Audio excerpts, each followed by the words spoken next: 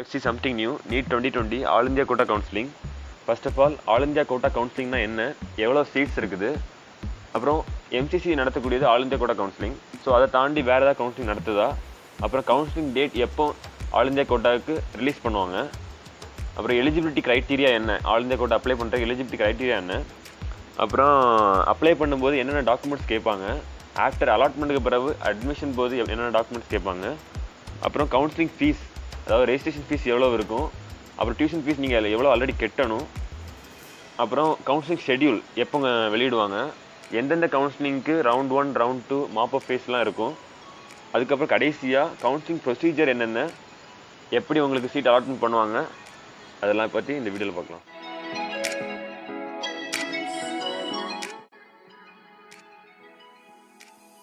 Okay, first of all all India கோட்டானா என்ன, அதை பற்றி ஒரு ஓவர்வியூ பார்க்கலாம். நமக்கு எல்லாருக்குமே தெரியும் 2 கவுன்சிலிங் நடக்குது. ஒன்று வந்து ஆல் இந்தியா கோட்டா கவுன்சிலிங், இன்னொன்று வந்து state quota counselling. State quota counselling பற்றி கேட்டோன்னா எல்லாருக்குமே ப்ரொசீஜர் அது எப்படி நடக்குதுன்னு தெரியும். But all India quota counselling பற்றி அவ்வளோவா யாருக்கும் தெரியாது. ஏன்னா அதுக்கு நார்மலாகவே கட் ஆஃப் அதிகமாக இருக்கும், யாரும் இன்ட்ரெஸ்ட் காமிக்க மாட்டாங்க, எக்ஸப்ட் சில டாப்பர்ஸ் தவிர மிச்சம் யாருமே இன்ட்ரெஸ்ட் காமிக்க மாட்டாங்க. ஒரு கவர்மெண்ட் காலேஜ் கன்சிடர் பண்ணும்போது அதுலேருந்து 85% ஆஃப் த சீட்ஸ் வந்து ஸ்டேட் கோட்டாவுக்கு அவங்க ரிசர்வேஷன் பண்ணியிருக்காங்க. அதே மாதிரி அதுலேருந்து 15% சீட்ஸ் வந்து ஆல் இந்தியா கோட்டாவுக்கு ரிசர்வேஷன் பண்ணியிருக்காங்க. நெக்ஸ்ட் வரும்போது நமக்கு ஸ்டேட் கோட்டாவில் எப்படி கேட்டகரி ரிசர்வேஷன் இருக்குதோ அதே மாதிரி ஆல் இந்தியா கோட்டாவில் ரிசர்வேஷன் இருக்குது. ஆனால் லைட்டாக சேஞ்சாக இருக்குது. 4 கேட்டகரிஸ் இருக்குது, 2 ஸ்பெஷல் ரிசர்வேஷன் இருக்குது. So first of all categories பார்ப்போம். General category 35.5%. ஸோ இதுக்கு 35.5% வந்து சீட் ஒதுக்கியிருக்காங்க. ஜென்ரல்னால் நமக்கு இங்கே ஓசி இருக்கிற மாதிரி. அப்புறம் ஓபிசி கேட்டகரியில் 2 வந்துடும். நமக்கு இங்கே பிசியும் எம்பிசியும் தனித்தனியாக இருக்குது. ஆனால் அங்கே ரெண்டுமே கம்பைன் பண்ணி ஓபிசின்னு போட்டுருவாங்க. நீங்கள் ஓபிசி சர்டிஃபிகேட் இங்கேருந்து வாங்கிட்டு போகணும். அப்புறம் இதில் 27% வந்து சீட் அலாட்மெண்ட் பண்ணியிருக்காங்க. அப்புறம் எஸ்டி பொறுத்த வரைக்கும் 15% சீட்ஸு இதுலேயே எஸ்சிஏயும் இன்க்ளூட் ஆயிரும். அப்புறம் எஸ்டி பொறுத்த வரைக்கும் 7.5% சீட்ஸு, அது இங்கே எப்படி சிங்கிளாக இருக்கோ அங்கே அப்படி தான் சிங்கிளாக இருக்குது. அப்புறம் 2 ஸ்பெஷல் ரிசர்வேஷன். ஒன்று எக்கனாமிக்கலி வீக்கர் செக்ஷன், அவங்களுக்கு வந்து 10% சீட்ஸ் வந்து ஒதுக்கியிருக்காங்க. பர்சன்ஸ் வித் டிசபிலிட்டி அவங்களுக்கு 5% சீட்ஸ் வந்து ஒதுக்கியிருக்காங்க. ஸோ இவ்வளோ தான் ஆல் இந்தியா கோட்டாவோட ஒரு ஓவர் வியூ.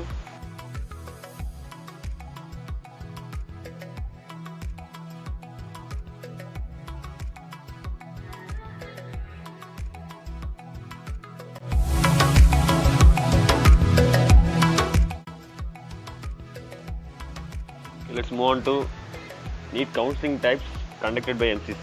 அதாவது நார்மலாக எல்லாருக்கும் தெரிஞ்சது ஆல் இந்தியா கோட்டா கவுன்சிலிங் நடத்தக்கூடியது மெடிக்கல் கவுன்சில் கமிட்டி, அது வந்து டெல்லியில் இருக்குது, அதுதான் நடத்தக்கூடியது. ஆனால் அதை மட்டுமே, அதாவது ஆல் இந்தியா கோட்டா கவுன்சிலிங் மட்டுமே எம்சிசி நடத்துறதில்ல, வேறு சில கவுன்சிலிங் நடத்துது. அது என்னென்னா, first of all all India கோட்டாவை பொறுத்த வரைக்கும் அதில் மொத்தம் 265 காலேஜ் வந்து இன்வால்வ் பண்ணியிருக்காங்க. அதாவது 265 காலேஜ் வந்து இந்தியா ஃபுல்லாக கவர்மெண்ட் காலேஜாக இருக்குது. அந்த ஒவ்வொரு கவர்மெண்ட் காலேஜில் இருந்தும் 15% சீட்ஸ் வந்து ஆல் இந்தியா கோட்டாக கொடுத்துட்றாங்க. இந்த சீட்ஸ் எல்லாம் all India quota counselling under வந்து டிஸ்ட்ரிபியூட் பண்ணுறாங்க மார்க் வச்சு. செகண்ட் கவுன்சிலிங் வந்து டீம்டு யூனிவர்சிட்டிஸ் கவுன்சிலிங். இது வந்து நம்ம சென்னையில் எஸ்ஆர்எம் இருக்குது, அது ஒரு டீம்டு யூனிவர்சிட்டி. அதே மாதிரி தான் பல டீம்டு யூனிவர்சிட்டி இருக்கும், அதுக்கெல்லாம் தனியாக ஒரு கவுன்சிலிங் நடக்குது. தேர்டு வந்து ஏஎஃப்எம்சின்னு ஒரு காலேஜ், அதாவது ஆர்ம்டு ஃபோர்ஸஸ் மெடிக்கல் காலேஜ்னு இதுக்கு தனியாக கவுன்சிலிங் நடத்துகிறாங்க. அது ஒரு இன்ஸ்டியூஷன், அதுக்கு ஏன் அப்படி நடத்துகிறாங்கன்னு எனக்கு இன்னும் வேறு தெரில. அப்புறம் வந்து ஃபோர்த் ஒன்று, இப்போவும் நமக்கு பேண்டமிக்னால எய்ம்ஸும் ஜிப்மர் எக்ஸாம் நடக்கலை. அதுக்கு பதிலாக இந்த வாட்டி மட்டும் என்ன ஒன்று தனியாக கொடுத்துருக்காங்கன்னா, நீட் மார்க் வச்சு நீங்கள் எய்ம்ஸுக்கும் ஜிப்மருக்கும் சீட் அலாட்மெண்ட் பண்ணிடுங்கன்னு இது வந்து சுப்ரீம் கோர்ட் வந்து ஆர்டர் கொடுத்துருக்காங்க. அப்புறம் கடைசியாக இன்னொரு கவுன்சிலிங் நடத்துவது என்னென்னா VMMC and ESIC and Delhi college, இது 3க்குமே சேர்த்து ஒரு கவுன்சிலிங் நடக்குது. மொத்தமாக கிட்டத்தட்ட ஒரு 5 கவுன்சிலிங் நடக்குது எம்சிசி நடத்துது அதை. ஸோ இவ்வளோ தான் different counselling types conducted by MCC.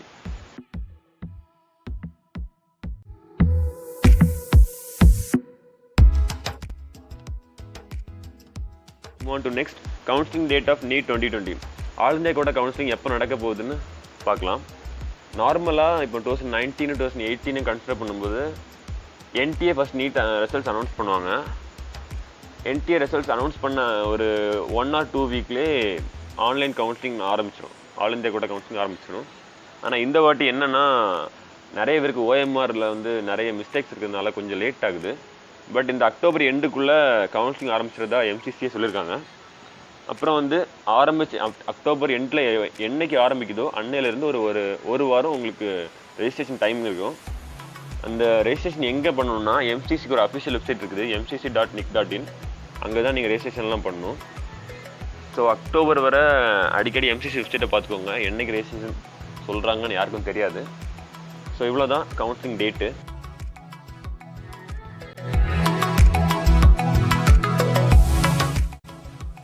To next eligibility criteria for NEET counselling. அதாவது ஆல் இந்தியா கோட்டா கவுன்சிலிங்க்கு என்னென்ன எலிஜிபிலிட்டி க்ரைட்டீரியான்னு தேவைன்னு பார்க்கலாம். First citizens of India.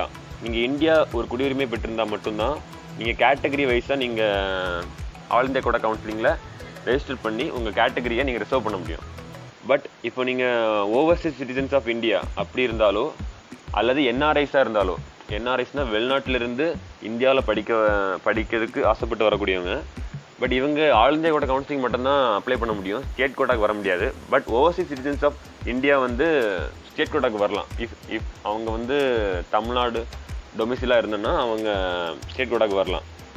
So எப்படி இருந்தாலும் ரெண்டு பேருமே, ஓசிஐயும் சரி தான் என்ஆர்ஐயும் சரி தான், ரெண்டு பேருமே ஜென்ரல் கேட்டகரி தான் வர முடியும். ஈவன் தான் அவங்க ஓபிசியாக இருந்தாலும் எஸ்சியாக இருந்தாலும் எஸ்டியாக இருந்தாலும் அதை கன்சிடர் பண்ண மாட்டாங்க. நீங்கள் வரும்போது ஜென்ரல் கேட்டகரிக்குள்ள தான் வரணும். அப்புறம் ஏஜ் லிமிட்டு 18 இயர்ஸாக இருக்கணும். மஸ்ட் குவாலிஃபைடு இன் நீட் எக்ஸாமில் குவாலிஃபைடாக இருக்கணும். இன்னொரு எக்ஸப்ஷன் என்னென்னு, ஜம்மு காஷ்மீர், ஆந்திர பிரதேஷ் அண்ட் தெலுங்கானா இது மூணுலேயுமே ஆல் இந்தியா கோட்டா எந்த கேண்டிடேட்டாலும் அப்ளை பண்ண முடியாது. அவங்க ஆல்ரெடி முதல்ல அதுலேருந்து விலக்கு வாங்கிட்டாங்க. அவங்க ஒன்லி என்னது டீம்டு யூனிவர்சிட்டி கவுன்சிலிங்கு, அப்புறம் ஏஎஃப்எம்சி கவுன்சிலிங், எய்ம்ஸ் கவுன்சிலிங் அதில் மட்டும்தான் அப்ளை பண்ண முடியும். ஸோ இவ்வளோ தான் எலிஜிபிலிட்டி க்ரைட்டீரியா.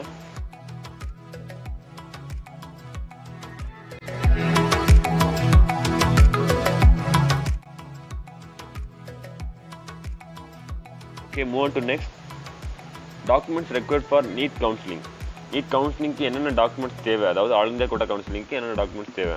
ஃபஸ்ட்டு 2 இடம் இருக்குது. இல்லை, நீங்கள் கவுன்சிலிங் அப்ளை பண்ணும்போது ஒரு சில டாக்குமெண்ட்ஸ் தேவை, நீங்கள் அப்லோட் பண்ணணும்.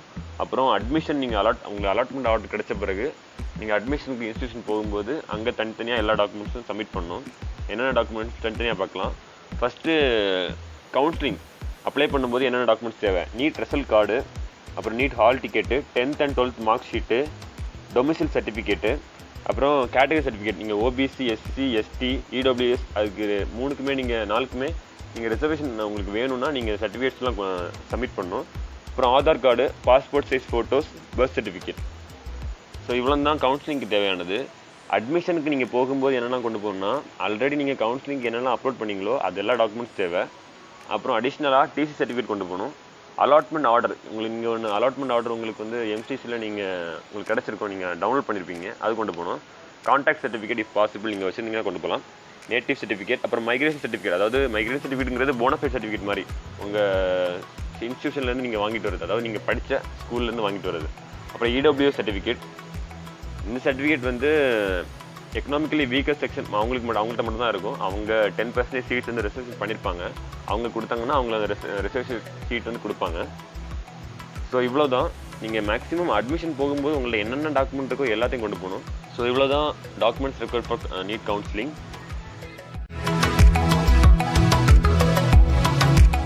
கவுன்சிலிங் ஃபீஸ் ஃபார் நீட் 2020 இதை பொறுத்த வரைக்கும் 2 ஃபீஸ் இருக்குது. ஒன்று வந்து ரெஜிஸ்ட்ரேஷன் ஃபீஸ் இருக்குது, இன்னொன்று டியூஷன் ஃபீஸ் இருக்குது. ரெண்டுமே நீங்கள் ஆன்லைனில் பே பண்ணணும். ரெஜிஸ்ட்ரேஷன் ஃபீஸ் பொறுத்த வரைக்கும் நீங்கள் ஆல் இந்தியா கோட்டா கவுன்சிலிங்க்கு ரெஜிஸ்டர் பண்ணுறதுக்கு வாங்கக்கூடிய ஃபீஸ். இது வந்து ரீஃபண்ட் ஆகாது, பாதியிலே நீங்கள் டிஸ்கண்டினியூ பண்ணிக்கிட்டு நீங்கள் கேட்டிங்கன்னா தரமாட்டாங்க. அப்புறம் ரெஜிஸ்ட்ரேஷன் ஃபீஸ் வந்து ஒவ்வொரு கேட்டகரிக்கும் மாறும், அதே மாதிரி ஒவ்வொரு கவுன்சிலிங்க்கும் மாறும். ஆல் இந்தியா கோட்டா கவுன்சிலிங் பொறுத்த வரைக்கும் ஜென்ரலுக்கு 1000 rupees வாங்குறாங்க. ஓபிசி, எஸ்சி, எஸ்டி, பிடபிள்யூடி, இடபிள்யூஎஸ்க்கு 500 rupees வாங்குறாங்க. டீம்டு யூனிவர்சிட்டிஸ் பொறுத்த வரைக்கும் ரெண்டுக்குமே நீங்கள் என்ன கேட்டகரியாக இருந்தாலும் உங்களுக்கு 5000 rupees வாங்குவாங்க. Then move on to tuition fees.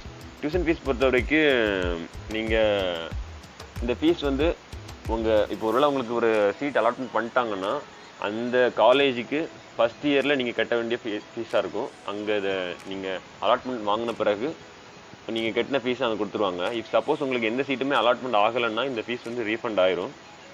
இதில் இன்னொரு மெயின் திங் என்னென்னா, ஒரு சிலர் வந்து அவங்களுக்கு சீட் அலாட்மெண்ட் கொடுத்துருப்பாங்க, அவங்க இன்ஸ்டியூஷனில் போய் ரிப்போர்ட்டும் பண்ணியிருப்பாங்க. ஆனால் அப்புறம் கோர்ஸை டிஸ்கண்டினியூ பண்ணிடுவாங்க. சிலர் வந்து சீட் அலாட்மெண்ட் பண்ண பிறகு இன்ஸ்டியூஷனில் போய் ரிப்போர்ட்டே பண்ண மாட்டாங்க. இவங்க 2 பேருக்குமே டியூஷன் ஃபீஸ் ரீஃபண்ட் பண்ணவே மாட்டாங்க. இதான் அவங்களுக்கு எம்சிசிக்கு நோ ஃப்ரீ எக்ஸிட் பாலிசிங்கிறது. என்னென்னா அதாவது ஸ்டூடெண்ட்ஸுக்கும் பேரண்ட்ஸுக்கும் இந்த கவுன்சிலிங்க்கு வேல்யூ தெரியுங்கிறதுக்காக இந்த டியூஷன் ஃபீஸ் மறுபடியும் ரீஃபண்ட் ஆகாது. டியூஷன் ஃபீஸ் பொறுத்த வரைக்கும் நான் சொன்ன மாதிரி தான் ஜென்ரலுக்கும் வேறு கேட்டகரிக்கும் சேஞ்ச் ஆகும். அதே மாதிரி டிஃப்ரெண்ட் கவுன்சிலிங்க்கும் சேஞ்ச் ஆகும்.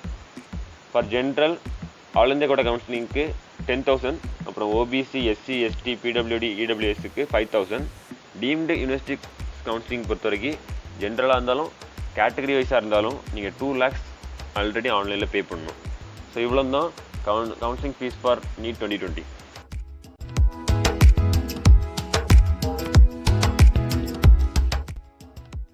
Move to all India quota NEET counselling schedule பொறுத்த வரைக்கும் டிஃப்ரெண்ட் கவுன்சிலிங்க்கு டிஃப்ரெண்ட்டாக இருக்கும். ஆல் இந்தியா கோட்டா கவுன்சிலிங் பொறுத்த வரைக்கும் 2 ஃபேஸ் தான் நடக்கும். ஃபேஸ் 1 நடக்கும், ஃபேஸ் 2 நடக்கும்.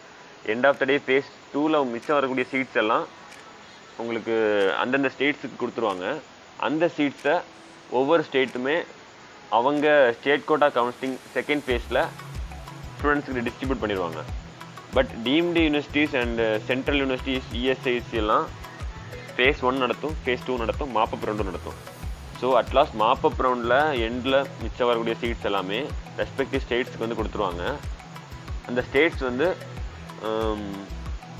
அவங்க மேனேஜ்மெண்ட் கோட்டா கவுன்சிலிங் நடத்தும்போது அவங்களுக்கு ஒரு மாப்பப் ரவுண்ட் வைப்பாங்க. அந்த மாப்பப் ரவுண்டில் இந்த ட்ரான்ஸ்ஃபர் சீட்ஸ் எல்லாம் ஸ்டூடெண்ட்ஸுக்கு டிஸ்ட்ரிபியூட் பண்ணிடுவாங்க. அப்புறம் இந்த ஃபேஸ் 1, ஃபேஸ் 2 மாப்பப் ரவுண்டெல்லாம் எப்படி நடக்கும்னு கேட்டிங்கன்னா 3 கவுன்சிலிங்குமே ஒரே மாதிரி தான் நடக்கும். ஸோ சாம்பிளாக ஃபேஸ் 1 கவுன்சிலிங் மட்டும் இங்கே சொல்லியிருக்கேன். ஃபேஸ் 1 கவுன்சிலிங் பார்க்கும்போது ஃபஸ்ட்டு ஒரு ரெஜிஸ்ட்ரேஷன் நாள் கொடுப்பாங்க. ஒரு 1 week டைம் கொடுப்பாங்க உங்களுக்கு ஃபேஸ் 1 கவுன்சிலிங் ரெஜிஸ்ட்ரேஷன் கொடுக்குறது. அதான் இந்த அக்டோபர் எண்டில் நடக்கக்கூடியது. அதுக்கப்புறம் நீங்கள் பேமெண்ட் பண்ணுறதுக்கு என்னைக்கு அந்த டேட் முடியுதோ 1 week என்னைக்கு முடியுதோ அன்னைக்கு வரை உங்களுக்கு டேட் இருக்கும். அதுக்கப்புறம் அதுக்கு அடுத்த நாளே உங்களுக்கு சாய்ஸ் ஃபில்லிங் இருக்கும். உங்களுக்கு என்னென்ன காலேஜ் தேவையோ அந்த காலேஜ் நீங்கள் சாய்ஸ் ஃபில் பண்ணணும். அப்புறம் நீங்கள் அதை லாக்கும் பண்ணணும். அப்புறம் ஒரு 2-3 நாளில் உங்களுக்கு அலாட்மெண்ட் ஆர்டர் கொடுத்துருவாங்க. இது ஒன்று ப்ரொஃபஷனல் அலாட்மெண்ட்டாக இருக்கும், இன்னொன்று ஃபைனல் அலாட்மெண்ட்டாக இருக்கும். ஸோ உங்களுக்கு அலாட்மெண்ட் ஆர்டர் கிடைச்ச பிறகு நீங்கள் வித்தின் 5 daysல நீங்கள் எந்த காலேஜில் உங்களுக்கு சீட் அலாட் பண்ணியிருக்காங்களோ அந்த காலேஜில் போய் ரிப்போர்ட் பண்ணணும். ஸோ இதே மாதிரி தான் ஃபேஸ் 2 நடக்கும், மாப்பப் ரவுண்டும் நடக்கும்.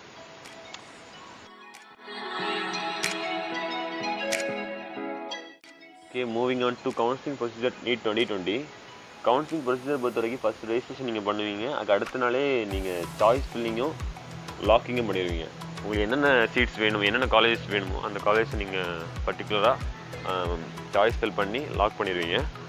அதை வந்து இப்போ நம்ம நார்மலாக ஸ்டேட் கோட்டா கவுன்சிலிங் நடக்கும்போது நம்ம கவுன்சிலிங் ஹாலில் நம்மளை கூப்பிடும்போது ஒரு பர்டிகுலர் பர்சன்ட்டை போவோம். அந்த கம்ப்யூட்டர் அவர் வச்சுருப்பார். அங்கே போய் நமக்கு தேவையான காலேஜ் சொல்லும்போது அவர் அதை அலாட் பண்ணி நமக்கு அலாட்மெண்ட் ஆர்டர் வாங்கி தருவார். அதே மாதிரி தான். பட் இங்கே நடக்கிறது எப்படின்னா இங்கே ஆன்லைனில் நடக்கும். ஆன்லைனில் நடக்கிறதுனால ஒரு அத்தாரிட்டி வந்து பேக் எண்டில் இருப்பாங்க.